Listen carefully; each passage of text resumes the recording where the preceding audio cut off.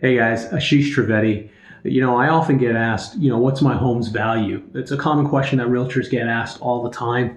Oftentimes sellers will go online, they'll go to Redfin, or they'll go to Zillow, they'll do a Zestimate, and they'll either be surprised at the amount they, assume the algorithm ran to get their home's value, or they're disappointed.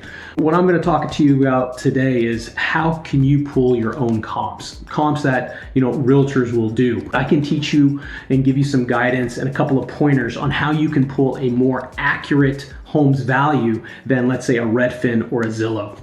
First thing you should do is, log on to one of those third-party sites. Any one of them, like I mentioned before, a third-party syndication site. Put in your address and see what that home's value is. And that's step number one. Step number two is you're going to want to get 6 comparables, also known as comps. So 6 comparable of homes that have a model match to your home, meaning it's got the same bedroom count, same square footage or similar square footage, and other features and amenities that your home has. And you're going to want to pull 6 of them. 3 of them is going to be for current actives or pending sales. Those are homes that have not closed escrow yet, but are on the market. So 3 of those, and 3 recently sold listings. And recently, I mean in the last, let's say 90 days. If you can get away with 60 days and you find enough sales that match your home, that's even better, because obviously the more recent the sale, the more accurate of the number you're gonna get for what your home might fetch in today's market. So when you do those, when you pull those, you're going to look for those in a short radius of where your home's neighborhood is. Typically, when I pull comps, I like to choose homes that border a street's thoroughfare. I don't like to go beyond that, especially if there's comparables available. If you have a pool, try to find homes that do have those pools. Same thing goes for the sales. Try to pick sales that have those same features. Now, what's going to happen once you do have those 6 comparables?